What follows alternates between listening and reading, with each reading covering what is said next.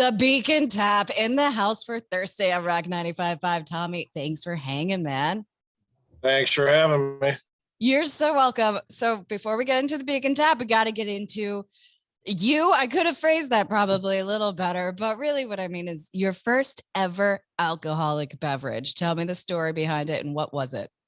First ever alcoholic drink was a CC and Coke at my cousin's wedding. Oh, that's like kind of classy. Yeah. My cousin decided that it was time for me to have my first drink at, I think, probably 14 or 15. Nice. It probably helped that I was 6 foot tall already at that point. So, it played along with me being maybe a little bit older. Definitely wasn't acting like it. Yeah, that went from 1 to 4. And then I got driven home by my uncle, who was a retired Chicago cop. Oh.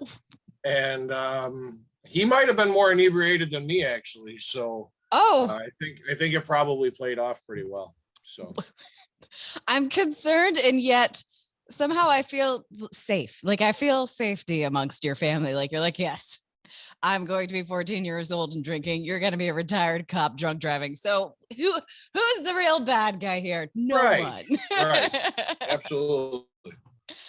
So take me through. Obviously, you went from drinking your Cokes to the Beacon Tap. So how was that journey? What got you into the hospitality industry as a profession? It was an absolute accident, to be honest with you. I've been doing this for 23 years, and I was in between jobs at the time, and a friend of mine said, "Hey, let's go to Nick's Pub in Edison Park, which is now Firewater." And we went in and had a drink, even though I didn't want to go in because it was like a high school reunion. And they're like, "Hey, look, they're looking for a door guy." And I'm like, "Dude, I'm not doing this." And he's like, "Just go talk to the guy that owns the place." So I did, and he ended up hiring me, and I ended up working my first weekend at Edison Park Fest, which most people would probably quit after.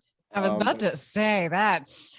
Yeah, it was quite the weekend, quite the eye-opening experience. But I didn't end up quitting. I ended up sticking around, and then the owner at the time allowed me to go from bouncing to bartending to me eventually managing his entire place for him.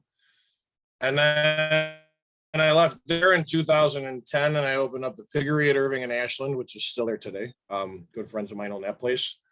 We had a fire in February of 2012. My daughter was 3 months old. I needed a job, so I was lucky enough to go and work at Lottie's, the Pony.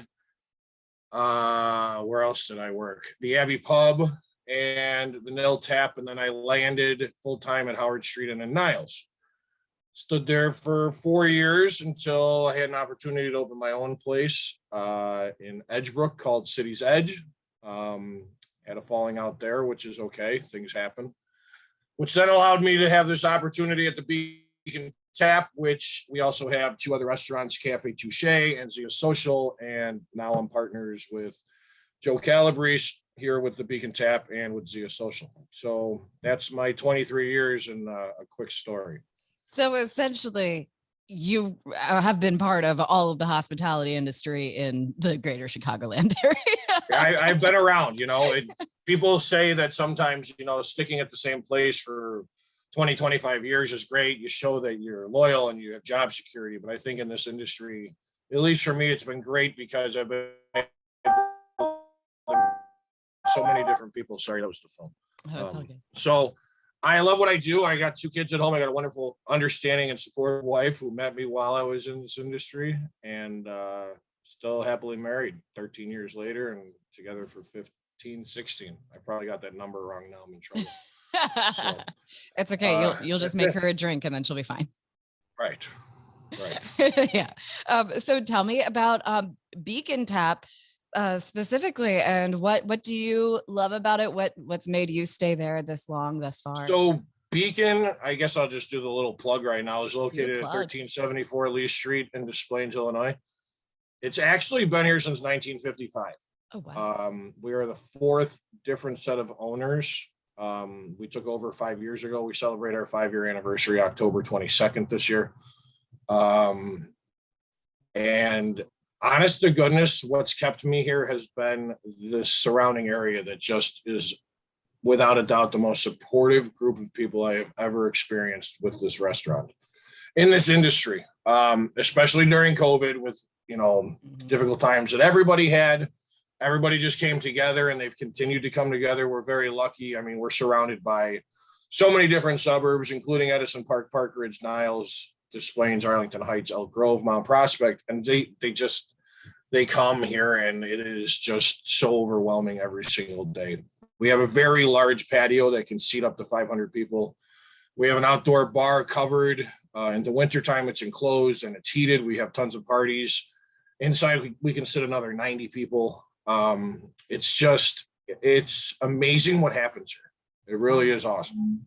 Tell me a little bit about that. So you're obviously very community focused. Do you have any customer stories that stick out in your head as maybe they're very heartwarming and you're like, this is why I do this, but maybe it's your classic hospitality industry story of, oh man, that guy just came in here. I mean, we've had people stealing industrial sized toilet rolls out of the bathroom and putting them in their purses, if that's normal. We've had people literally getting on their bar stool and unscrewing the light bulbs from the top of the light bar because they like how they look.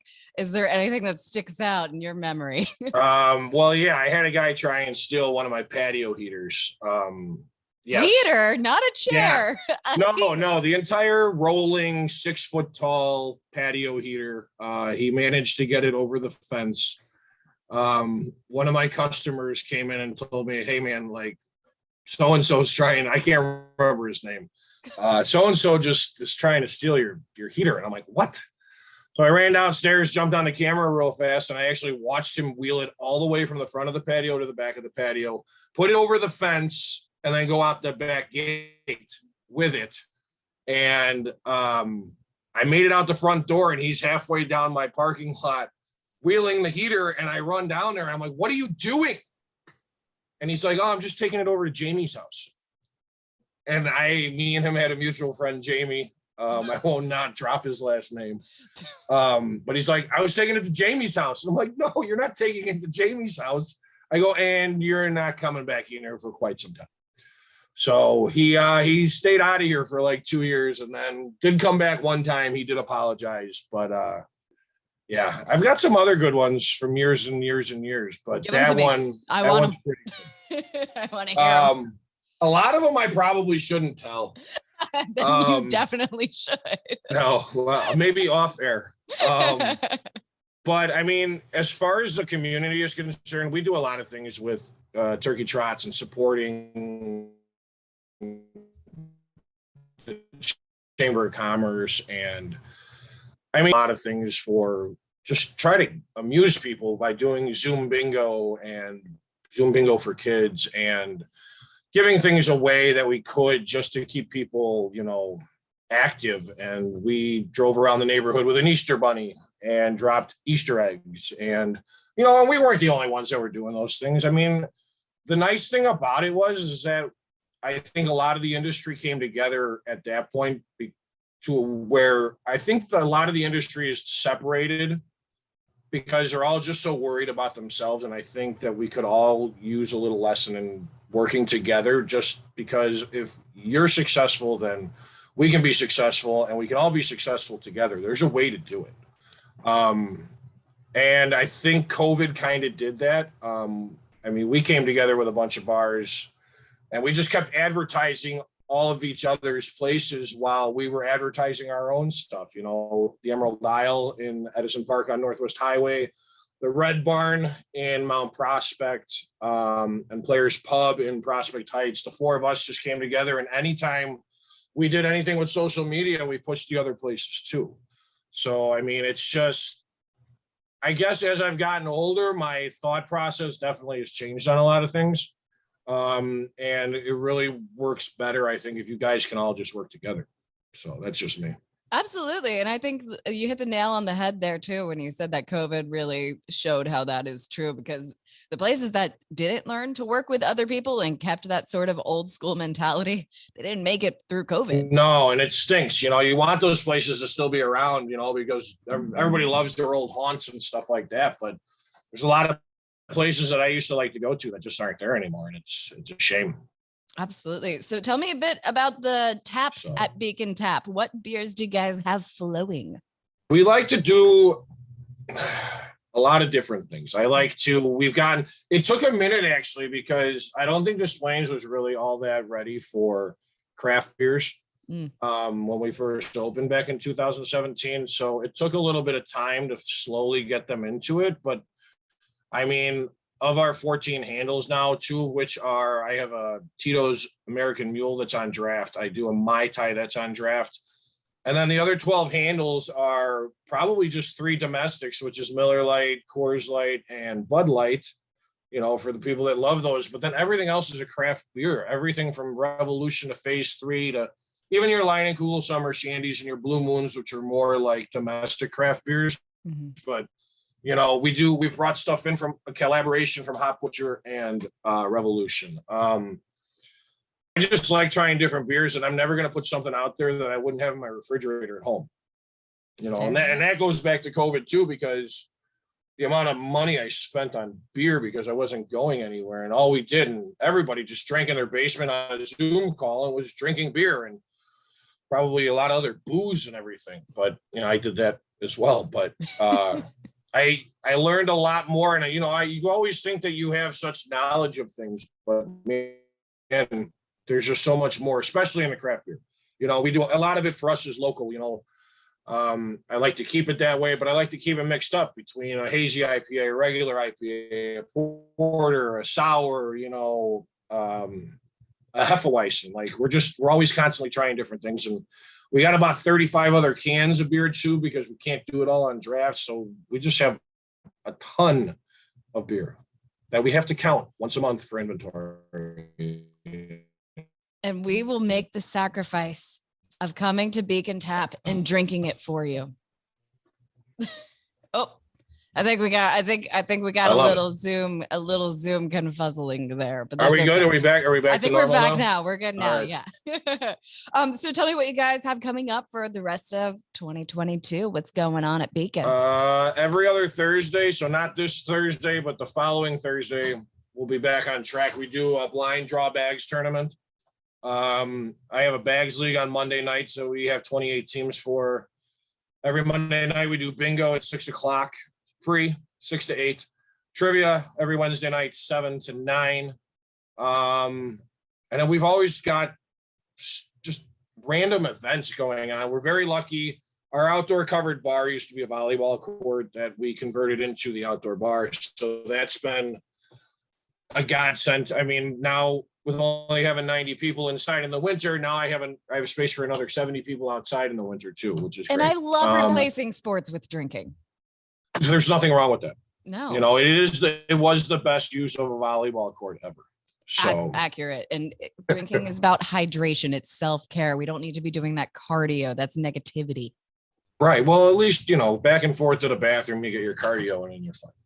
That counts. And you're lifting when you drink that beer. That's lifting. You're getting your strength training in. Boom. This 100%. Yes. 100%. We do things. I mean, like I said, we're having our anniversary in October 22nd, having our 5-year anniversary. We're doing a halfway to St. Patrick's Day party on September 17th with the Chauncey brothers playing. We have our golf outing that we raise money for Misericordia every year in September. I mean, football starts September 11th for the NFL, 9/11 this year. So I'm sure they're going to do a lot of stuff in memory of that. But yeah, we're just always trying to do things. We're trying to keep everybody on their toes. We do a chili cook-off in February. We do a Daytona 500 party. We always have a St. Patrick's Day party. It's just go on our Facebook page. We've got plenty of stuff for everybody. We got all of the excuses to drink at Beacon Tap. Yes, indeed.